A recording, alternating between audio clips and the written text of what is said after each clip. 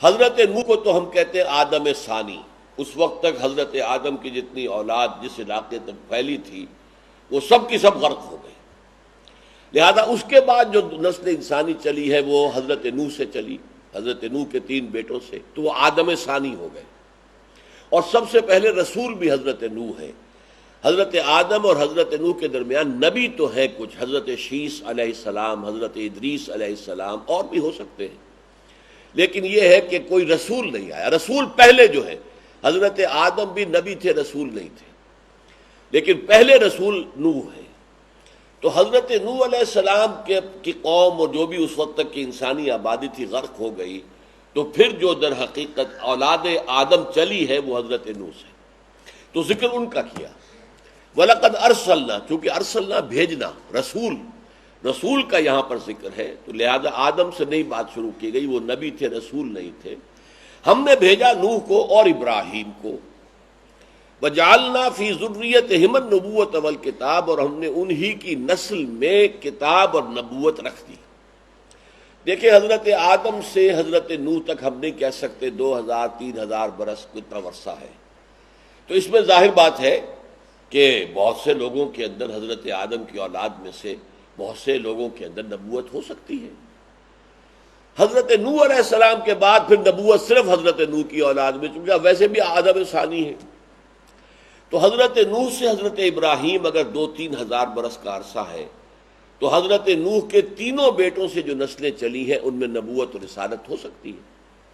حضرت سام علیہ السلام، ان کی اولاد جو ہے جنوب کی طرف اتر گئی. جزیرہ نمائے عرب جو ہے، عرب، عالم عرب جو اس وقت کہلاتا ہے، یہ اس کے اندر حضرت سام کی اولاد، سامی، سیمیٹکس جنہیں ہم کہتے ہیں، وہ نسل آباد ہو گئی.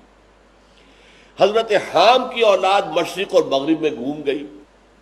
ایران اور افغانستان اور ہندوستان، ادھر یہ ہے کہ مغرب میں جا کر ایک طرف افریقہ میں جو مصر اور سوڈان، اور ایک طرف یورپ کے اندر یہ جو 3 ممالک ہیں سینٹرل یورپ کے، فرانس، جرمنی خاص طور پر، اور اٹلی. اور حضرت یافس کی اولاد وہ تھی کہ جس نے پہاڑی سلسلہ جو ہے سینٹرل ایشیا کا، اس کو کراس کیا اور اس کے شمال میں جا کر پھر مشرق و مغرب پھیل گئے. گوگ، میگوگ، توبال، موسک، یہ ان کے بیٹوں کے نام ہیں. لیکن یہ کہ حضرت نوح علیہ السلام کے بعد سے حضرت ابراہیم علیہ السلام تک ان 3 نسلوں میں نبوت ہو سکتی ہے.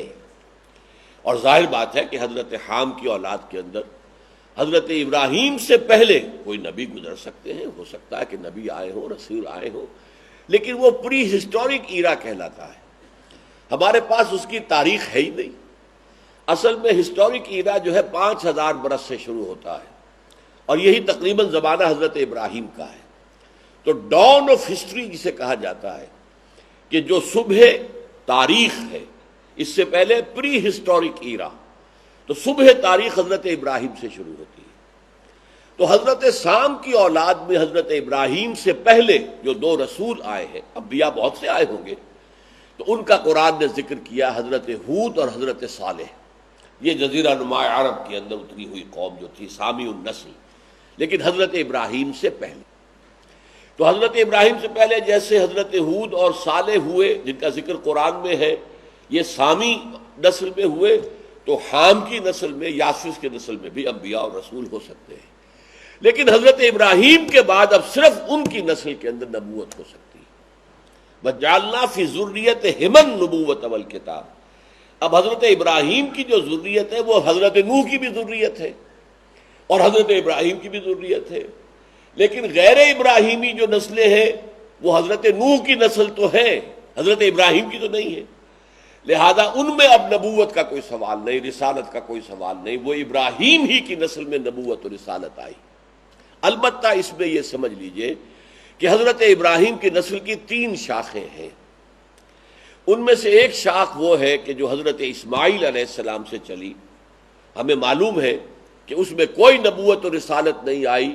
یوں سمجھے کہ یہ 2500-3 ہزار برس گزرے ہیں کہ کوئی نبوت نہیں آئی اس شاخ کے اندر، پر آخری نبی، آخری رسول محمد صلی اللہ علیہ وسلم مبعوث ہوئے. حضرت ابراہیم کی نسل میں پہلے حضرت اسماعیل، اور حضرت اسماعیل کے بعد خلا اور پھر آخری حضرت محمد صلی اللہ علیہ وسلم۔ پھر جو اصل بیوی تھی، منکوحہ بیوی حضرت سارہ، ان کو اللہ نے اسحاق جیسا بیٹا عطا کیا، تو یہ دوسری نسل چلی۔ حضرت اسحاق کے دو بیٹے ہوئے، حضرت عیسو، حضرت یعقوب۔ یہ جڑواں تھے، ایک ہی وقت میں پیدا ہوئے، لیکن ظاہر بات ہے کہ جڑواں بچے بھی پیدا ہوتے ہیں تو پہلے ایک جو ہے ماں کے بطن سے برآمد ہوتا ہے، پھر دوسرا آتا ہے۔ تو پیچھے آنے والے یعقوب تھے، اس لیے ان کا نام جو ہے یعقوب پڑا، عقب میں پیچھے آنے والا، پہلے عیسو تھے۔ اور تورات سے یہ معلوم ہوتا ہے کہ حضرت اسحاق کی جو ہے وہ خواہش یہ تھی اور ان کا ارادہ یہ تھا، اور اس تورات کی اصطلاح میں اسے کہتے ہیں برکت دینا، کہ وہ برکت دیں اپنے بڑے بیٹے عیسو کو۔ لیکن جو حضرت یعقوب کی والدہ تھی، انہوں نے کچھ دھوکے سے، اب یہ تورات کی باتیں ہیں، غلط صحیح بھی ہو سکتی ہیں، لیکن میں وہ بیان کر رہا ہوں، تو حضرت یعقوب کو برکت دلوا دی، تو ان سے جو برکت ملی ہے پھر تو 12 بیٹے ہوئے اور 12 نسلیں چلیں۔ حضرت یوسف آئے، حضرت موسیٰ آئے، حضرت عیسیٰ آئے، حضرت موسیٰ اور عیسیٰ کے درمیان بہت سے نبی آئے۔ یہ شاخ وہ ہے کہ جس کی تاریخ محفوظ ہے، اس لیے کہ تورات جو ہے یہودیوں کی کتاب جو ہے، اس میں یہ ساری شاخ، اب ان کا تعلق جو ہے یعقوب سے ہے، عیسو سے تو نہیں ہے، جو بڑے بھائی تھے پہلے پیدا ہوئے تھے۔ لہذا عیسو کی نسل کہاں گئی، کدھر گئی، کن قوموں قبیلوں میں بٹی، اس کا کوئی ذکر ہمارے پاس نہیں ہے۔ لہذا ہو سکتا ہے کہ عیسو کی نسل میں بھی کوئی نبی آئے ہو، ظاہر بات ہے کہ وہ بھی ابراہیم کی ذریت ہے۔ پھر تیسری شادی کی تھی حضرت ابراہیم علیہ السلام نے قطورہ۔ قطورہ بیوی جو تھی، ان سے 6 بیٹے حضرت ابراہیم کے ہوئے، ان کو اکثر لوگ جانتے نہیں، بنی قطورہ۔ ان 6 میں سے بھی صرف ایک شاخ کو ہم جانتے ہیں، اور وہ ہے وہ کہ جس میں حضرت شعیب بھیجے گئے۔ مدین نام تھا حضرت ابراہیم کے بیٹے کا، اسی سے قوم مدین، وہ علاقہ مدین، مدیان بھی کہتے ہیں، مدین بھی کہتے ہیں، جن میں حضرت شعیب بھیجے گئے۔ باقی 5 بیٹوں کی نسلیں کہاں گئی، کوئی تاریخ ہمارے پاس نہیں۔ اچھا، پھر جب بنی اسرائیل نکلے ہیں مصر سے، تو کہتے ہیں کہ بہت سے قبیلوں کا اس کے بعد حال ہی پتہ نہیں چلتا، 12 قبیلوں میں سے بعض غائب ہو گئے۔ وہ غائب قبیلے کہاں گئے، انہیں کہتے ہیں the last tribes of the house of Israel, Israel کے گھرانے کے کھوئے ہوئے قبیلے۔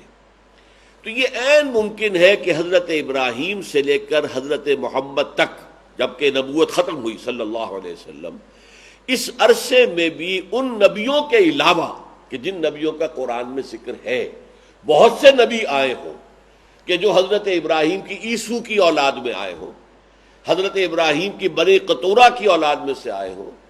حضرت ابراہیم جو ہے ان کی نسلیں تو یہ ساری ہے۔ تو اس اعتبار سے ہندوستان میں یا کسی اور جگہ پر نبیوں کا ہونا پوسٹ ابراہیم دور میں، حضرت ابراہیم کے بعد ممکن ہے، لیکن ہم یقین سے نہیں کہہ سکتے۔ اس آیت کی روح سے ممکن ہے، وَجَعَلْنَا فِي ذُرِّيَّتِهِمُ النُّبُوَّةَ وَالْكِتَابَ۔ تو ظاہر بات ہے کہ حضرت ابراہیم کی نسل، اور میرا گمان ہے برہمن یہ حضرت ابراہیم کی نسل ہے، اور برہما اور برہمن حضرت ابراہیم ہی کے نام کی بگڑی ہوئی شکلیں ہیں۔ اور ایک شخص تھا ڈوباو، اس ڈیبائے نے 40 برس جو ہے مطالعہ کیا تھا ہندوستان میں رہ کر۔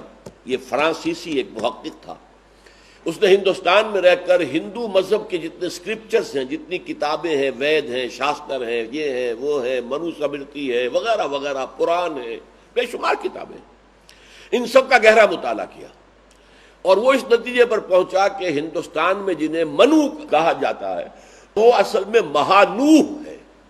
حضرت نوح کی نسل جو ہے وہ یہاں آئی ہے، اور حضرت نوح کو وہ مہا کہتے ہیں ہندی میں بڑا، گریٹ۔